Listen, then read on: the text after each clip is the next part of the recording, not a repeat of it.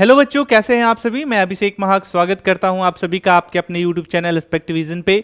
बच्चों, MP PNST को लेकर के अगर बात करें तो एक दिक्कतें हमेशा से उठकर आती हैं और वो दिक्कत ये है कि जब भी काउंसलिंग का टाइम आता है ना तो बच्चों को बहुत सारी परेशानियां देखने को मिलती हैं। इसलिए मैं ये वीडियो बना रहा हूं ताकि हमारे 2026 में जो भी बच्चे इस एग्जाम में शामिल होने वाले हैं, लगभग 70,000 के आसपास हर साल बच्चे शामिल होते हैं इस एग्जाम में और कंपटीशन थोड़ा सा टफ देखने को मिलता है। क्योंकि पहला दिक्कत तो यह है एमपी में कि गवर्नमेंट कॉलेज सिर्फ और सिर्फ लड़कियों के लिए रिजर्व है। बच गया प्राइवेट कॉलेज, तो प्राइवेट कॉलेज में लड़के जो है वो पार्टिसिपेट कर सकते हैं काउंसलिंग में, वहां एडमिशन ले सकते हैं, लेकिन उसमें जो फी स्ट्रक्चर है वो बहुत ज्यादा हाई हो जाता है। ओवरऑल अगर सिंपल शब्दों में बोले तो आपको एक अच्छा स्कोर करना होगा एग्जाम में ताकि आपके अपने चॉइस के अकॉर्डिंग जो है वो आपको कॉलेज मिल जाए और आप जो है प्रॉपर तरीके से अपनी पढ़ाई तो कर ही सको, साथ में बहुत से ऐसे स्कॉलरशिप हैं जो एमपी में एग्जिस्ट करती है, करेंटली अभी भी कर रही है स्कॉलरशिप, उसको भी आप अप्लाई कर सकते हैं अपने एमपी पीएनएसटी में स्कोर आपने जितना भी किया है उसके आधार पे। तो सवाल घूम फिर कर यही आ जाता है कि आपको इस एग्जाम की तैयारी किस तरीके से करनी चाहिए कि आपकी जो गिनती है वो टॉपर्स में आए। लोग अक्सर कहते हैं कि पढ़ाई करो, अच्छे से पढ़ो, लेकिन आपको प्रॉपर किसी भी एग्जाम में टॉप करने के लिए स्ट्रेटेजी बनाने की आवश्यकता होती है। उस पर हम बात करने वाले हैं। सबसे पहले बच्चे आते हैं टू द पॉइंट, बात करते हैं। अगर मैं बात करूं तो सबसे पहले आपको अपने एग्जाम को समझने की आवश्यकता है, ठीक है। अगर एक बार आपकी क्लियरिटी क्लियर हो जाए कि एग्जाम क्या है, किस तरीके से होता है, क्या आता है, तो आपका आधा से ज्यादा जो टेंशन है ना वो क्लियर हो जाता है। अगर सबसे पहले यहां पे आप ध्यान दोगे तो हम एग्जाम पैटर्न को जरा सा बात कर लेते हैं। बहुत से बच्चे इसमें कंफ्यूज होते हैं। जैसे एग्जाम जो है आपका ऑनलाइन मोड होगा, सीबीटी मोड होगा, या फिर आपका एमसी जो है ऑफलाइन मोड होगा, ये सवाल उठ करके आ जाता है। दूसरा, सब्जेक्ट को लेकर के बहुत सारा कंफ्यूजन होता है। तीसरा कि आपका जो है क्वेश्चन कैसा आता है, किस लेवल का आता है। चौथा कि आपका जो इसमें टोटल नंबर ऑफ क्वेश्चन है वो कितना आता है। तो यहां पे आप देख रहे होंगे 150 लिखा हुआ है, तो ये पहले आया करता था। जब अब ये आपका पैटर्न चेंज हो गया है और ये 150 से 100 प्रश्न जो है आपके अब आते हैं। निगेटिव मार्किंग इसमें देखने को नहीं मिलता है। अगर बात करें तो ये आपका 4 जो है ये प्रॉपर आपका यहां से सब्जेक्ट है, फिजिक्स, केमिस्ट्री, बायो और इंग्लिश। साथ में इसमें एक चीज और ऐड कर दिया गया है जो कि आपका जीके है, करंट अफेयर्स इसको आप कह सकते हो, यहां से प्रश्न पूछे जाते हैं। ड्यूरेशन आपका 2 घंटे का होता है, प्रति सही उत्तर के लिए 1 अंक, इसमें कोई भी निगेटिव मार्किंग नहीं देखा जाता है। तो यहां तक तो आप सभी क्लियर हो।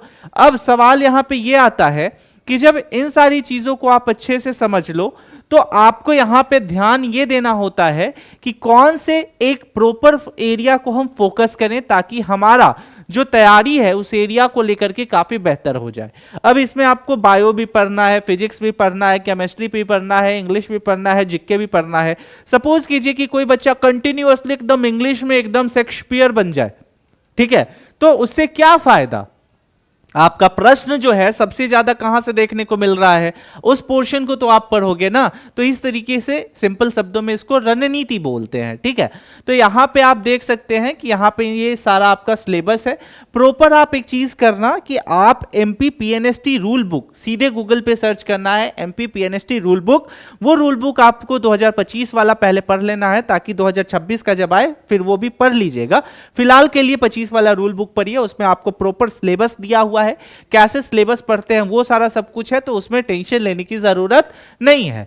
यहां पे आप जो है प्रॉपर देख सकते हैं कि आपको फोकस एरिया क्या रखना है, किन सारे विषयों पे आपको जो है ध्यान देने की आवश्यकता है। और आपको जैसे सबसे पहले वर्ड में तो मैं सिंपल बोल देता हूं कि कोई भी एडवांस बुक में मत भागो, सिंपल सा एनसीईआरटी को फोकस करो, चाहे बायो पढ़ना हो, फिजिक्स पढ़ना हो, केमिस्ट्री पढ़ना हो।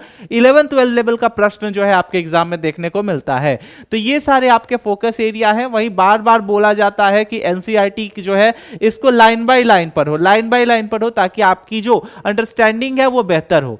अगर वही बात करें तो एटॉमिक स्ट्रक्चर जैसे केमिस्ट्री में इंपॉर्टेंट है, ऑर्गेनिक बेसिक केमिस्ट्री, ये सारी चीजें जो है इंपॉर्टेंट होती है। जैसे फिजिक्स में मोशन, लॉ, करंट, इस तरीके से टॉपिक्स आते हैं। इंग्लिश में आपका ज्यादा नहीं, ग्रामर, सिनोनिम और कंप्रीहेंशन, करेक्ट सेंटेंस करेक्शन, इस तरीके को देखने को मिलता है। तो आपको ऐसा नहीं है इंग्लिश नहीं पढ़ना है, पढ़ना है, लेकिन इंग्लिश आसान है। अगर प्रीवियस ईयर लेवल का जो है क्वेश्चन आप डील कर लोगे तो इंग्लिश आसानी से निकाल लोगे। जीके जो है वो अगर प्रीवियस ईयर आप जो है अभी ज्यादा टाइम हुआ नहीं है जीके को ऐड हुए, सो आप जो है 2024 वाला एक बार देख लो, 25 वाला आप एक बार देख लो, ठीक है। तो इन सारी चीजों को आपको अच्छे से देखना है। अब आपके सामने मैं एक रफ रूटीन लेकर के आ रहा हूं, ये आप जो है प्रॉपर अपने अकॉर्डिंग देख लेना। मैं यहां 5:30 से 10:30 PM तक, सुबह से शाम तक का एक रूटीन यहां पे आपके सामने इंट्रोड्यूस कर रहा हूं। कब उठना है, कब सोना है, कैसे क्विक एक्सेस करके सुबह का काम आपको करना है, ये सारी चीजें फ्री होती हैं। अगर कोई किसी के ऊपर लोड कर दे, अगर मैं आपके ऊपर बर्डन दे दूं कि बच्चे आपको 5:30 में एकदम उठ जाना है, ऐसे करके सुई 5:30 में हुई नहीं कि एकदम उठ के एकदम क्लियर करना है, ये पॉसिबल नहीं होता। हम मनुष्य हैं, हम इंसान हैं, ठीक है, और हम मशीन नहीं है कि हाँ अगर इतने में टोस्टर को सेट कर दिया तो ब्रेड निकल करके टू बाहर आ जाएगा, वो पॉसिबल नहीं है। तो ये सारी चीजें ये आपके ऊपर मैं छोड़ता हूं।